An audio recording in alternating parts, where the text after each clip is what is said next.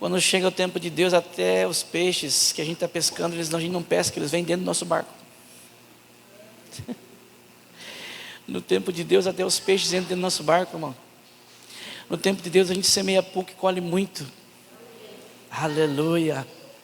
No tempo de Deus, a gente colhe o extraordinário. Quando no tempo de Deus. Eclesiastes capítulo 3 diz que há tempo para todas as coisas. Quem sabe Deus falou com você que tem tantas promessas que você jogou na ala do esquecimento, né? Mas olha como Deus pega. Existe um amigo meu que não está mais aqui, ele já foi para a glória, ele sempre me dizia: existem profecias que foi da parte de Deus que você pode jogar até na lata do lixo. Deus vai lá e pega, abre o papelzinho e faz você reviver novamente. Porque tudo aquilo que é da boca de Deus vai sempre, não vai com a nossa realidade. A realidade da irmã Lísia não era essa, não condizia com a sociedade, mas a realidade de Deus era outra. Amém? Então todo começo é assim. Logo a irmã Lísia vai ser uma das maiores e grandes empresas dessa cidade, e os seus filhos em volta disso, né? Ela está plantando uma árvore porque a sua descendência venha ter a sombra no tempo futuro, e os seus netos estarão debaixo desta sombra. Então nunca despreze uma palavra vindo da parte de Deus, mesmo que demore. No tempo de Deus tudo irá se cumprir. Amém? As horas se passam, são 9 horas, mas eu gostaria de trazer rapidamente uma palavra para a igreja. E vamos esperar a parte 2, né? A parte 2 vai ser mais forte. Você que trouxe a palavra de Deus, abra comigo um texto conhecidíssimo, que se encontra no livro do profeta Isaías, capítulo 54, e os versículos 17.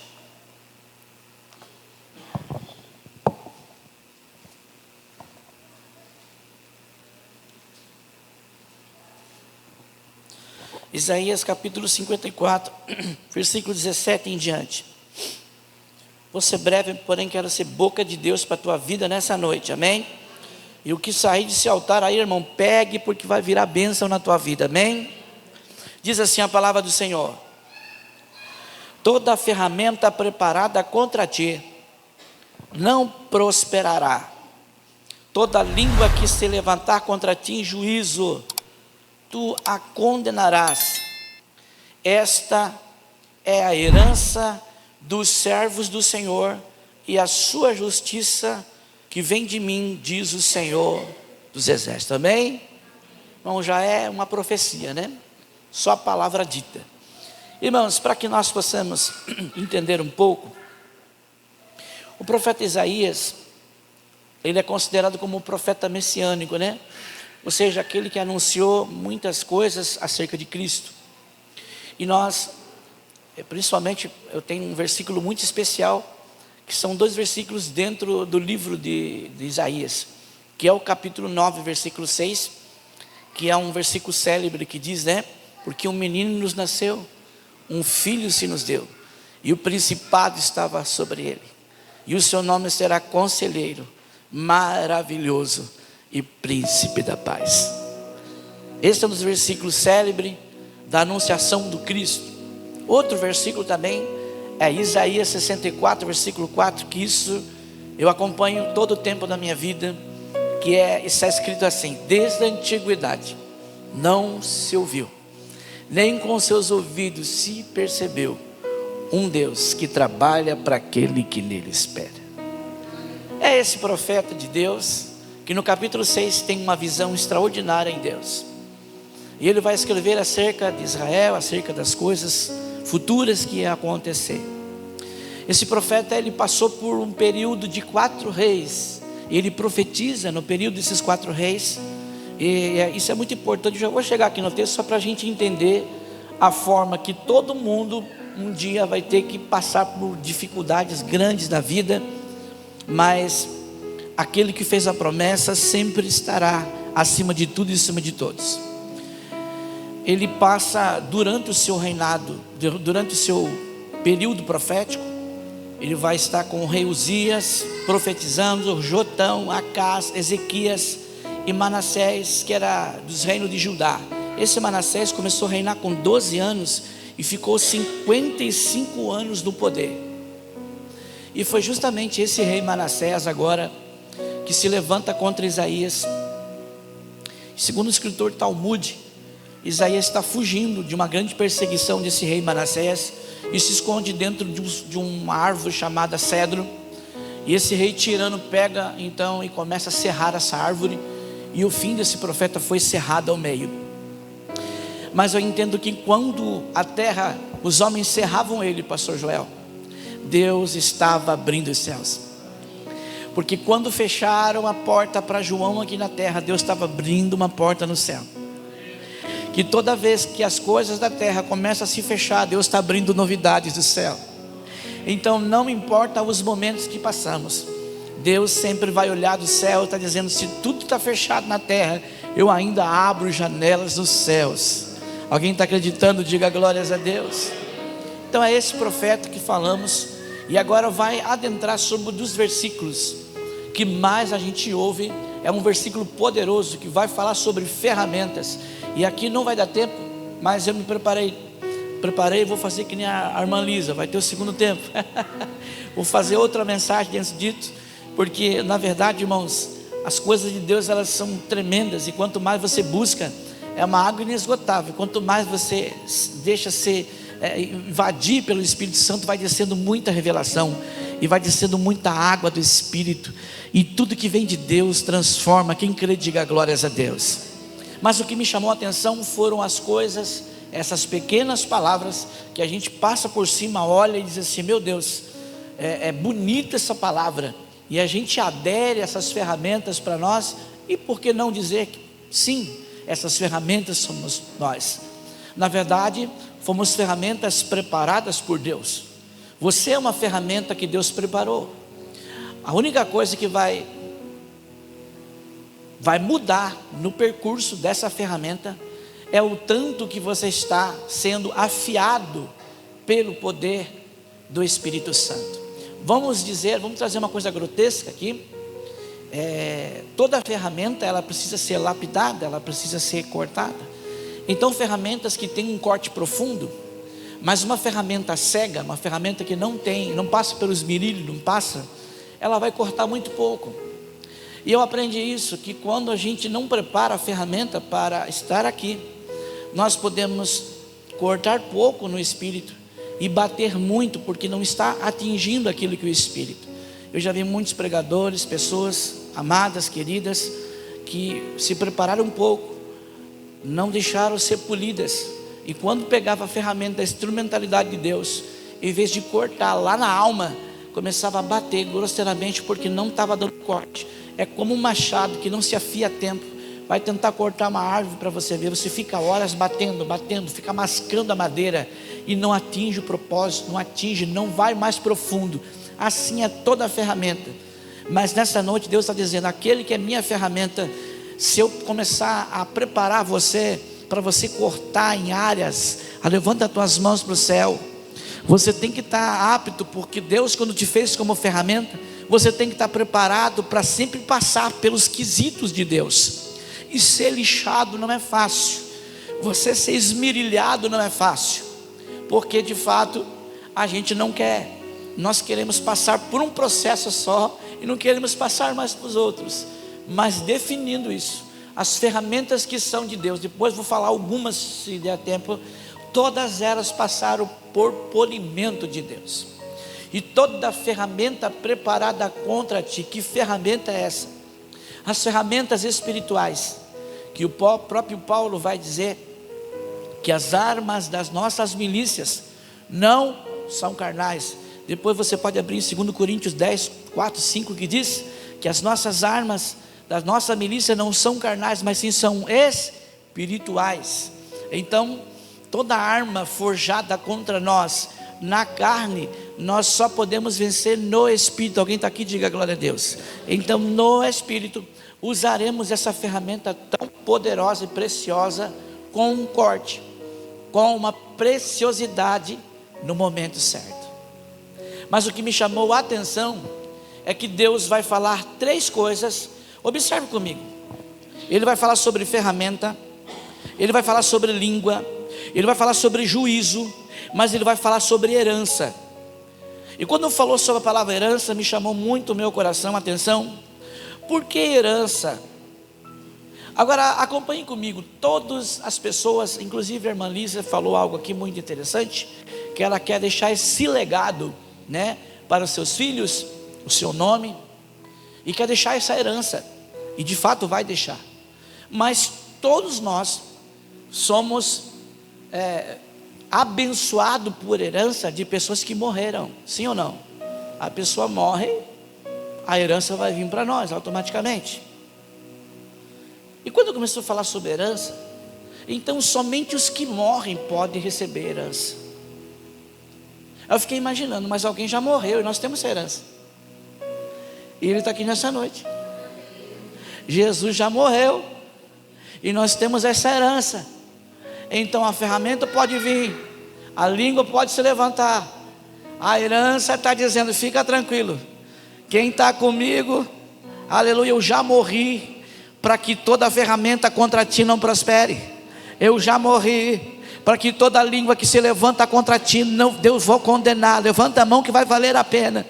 A herança que Jesus Cristo, Ele morreu, mas ressuscitou no terceiro dia. Todos os nossos entes queridos morreram e não ressuscitaram, mas Jesus morreu como herança, dizendo: eu vou morrer como uma herança, e toda a ferramenta não vai prosperar. O diabo vai se levantar de um lado, vai cair para o outro lado, porque a mão do Senhor está sobre os filhos, a mão do Senhor está sobre os servos. Olha, observe: a justiça que vem de mim, os servos do Senhor, e a sua justiça. Irmãos, que coisa maravilhosa é Deus fazendo justiça ao teu favor. Agora eu te pergunto, alguém está conseguindo ver justiça nos dias de hoje? Levanta a mão. Você já viu? Eu acho que uma das coisas que está mais entalada na nossa garganta nos dias de hoje são a justiça. Você já prestou atenção que toda a justiça, ela predomina para o mal? Parece que o mal ganha toda a justiça. Eu conheci uma pessoa que a maioria do tempo dele foi lutando com coisas jurídicas. E as pessoas que eram más ganharam todas as questões, e ele perdia todas, e ele se revoltava contra Deus, dizia: mas meu Deus, sou eu que te sirvo, eu que estou fazendo a tua vontade, eu que estou na igreja, eu que faço as coisas, e aquele que não faz nada ganha. Que justiças são essas? Como nós entendermos a hora que a justiça prevalece só por um lado, e para o lado do bem parece que nada acontece? Eu acredito que estou falando com pessoas aqui que você está dizendo: meu Deus, às vezes eu não entendo Deus. Você nunca vai entender. Se você entender Deus, você vai acabar lá no manicômio. Não tente entender Deus. Ninguém se explica a Deus. Mas uma coisa eu digo para você: aquele que tem herança, a justiça dele cedo ou tarde vai bater na tua porta. Levanta tuas mãos para o céu. Para aquele que tem fome e sede de justiça do eterno, o Senhor está dizendo: eu estou liberando uma palavra de justiça sobre a tua vida. Aleluia. O que o inimigo tem preparado para ti há anos, há dias, tem retardado, tem parado algo que é teu, o Senhor está dizendo: eu tenho isso como herança, porque no final quem ganha são os servos. Aleluia. Só quem é servo, levanta as tuas mãos para o céu nessa noite. Só aquele que aprendeu a ser servo, servindo a Deus, mesmo dando tudo errado, mesmo vendo os outros prosperar, mesmo vendo os outros ficando bem, mesmo os outros que não pagam preço para nada, vivem felizes, e a gente olha assim: mas meu Deus, parece que aquele que não serve a Deus, isso aí é uma revolta que já vem desde o Velho Testamento. Se você analisar no capítulo lá em Malaquias, pastor Joel, nós vimos o povo reclamando da mesma forma. Aí Deus vai falar essa palavra, mas você vai ver a diferença entre o justo e o ímpio, entre aquele que serve a Deus e aquele que não serve. Porque para Deus o justo tem um memorial, e o ímpio não tem. Diga assim, repete comigo assim: eu posso estar numa situação difícil, mas eu estou na memória de Deus. Aleluia. Você está na memória de Deus, eu estou na memória de Deus.